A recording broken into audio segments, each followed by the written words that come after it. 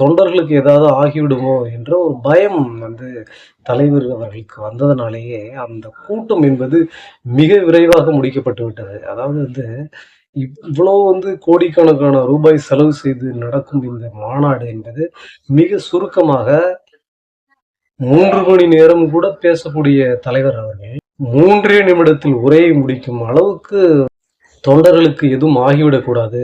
குறிப்பாக கரூரில் ஏற்பட்ட அந்த கூட்ட நெரிசலில் மிகப்பெரிய ஒரு உயிரிழப்பு ஏற்பட்டது. அப்படிப்பட்ட ஒரு உயிரிழப்பு ஏற்பட்டு விடக்கூடாது என்பதனாலேயே தன்னுடைய உரையை மிக மிக சுருக்கமாக முடித்துக் கொண்டார்கள். இப்படிப்பட்ட ஒரு அபாயகரமான ஒரு சூழலுக்கு தொண்டர்கள் செல்லக்கூடாது.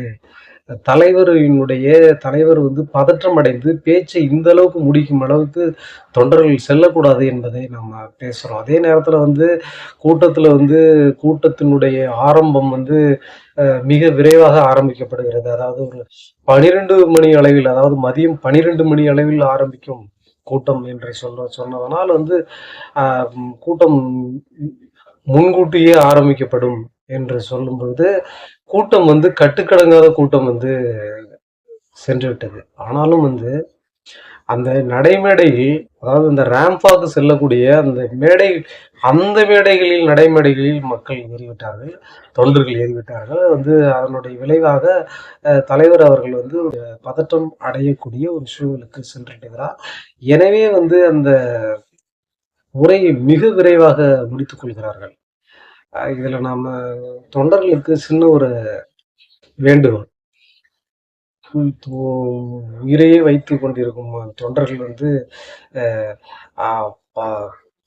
தலைவருக்கு ஒரு அச்சுறுத்தலை ஏற்படுத்தும் வகையில், அதாவது ஏதாவது ஆயிடுமோ, தொண்டர்களுக்கு ஏதாவது ஆயிட்டா என்ன பண்றதுன்னு நினைச்சு தன்னுடைய உரையை இவ்வளவு விரைவாக முடிக்கும் அளவுக்கு செல்லும் பொழுது அதை அந்த இடத்திற்கு கொண்டு சென்றது தொண்டர்கள் தான் காரணமா. இவருக்கு எதுவும் ஆகாத வண்ணம் அவர் கொஞ்சம் அவர்கள் இடைவெளியை கடைபிடிக்க வேண்டும். அதே நேரத்தில் தலைவர் ஒரு ஒரு சிறு ஒரு பதற்றம் அடையக்கூடிய ஒரு சூழல் ஏற்பட்டது. அதன் விளைவாக மறுபடியும் தண்ணியை குடிச்சிட்டு கொஞ்சம் ரிலாக்ஸ் ஆனாங்க தலைவர். அதை நேரடியா நம்ம பார்க்கும்பொழுது நமக்கு ரொம்ப பயமா இருக்கு. ஏன்னாக்கா இந்த நாட்டினுடைய இந்த ஒடுக்கப்பட்ட இந்த பட்டியலின மக்களினுடைய இந்த கடைகோடி மனிதனின் கடைசி நம்பிக்கை தலைவர் திருமாவளவன் அவர்கள் தான்.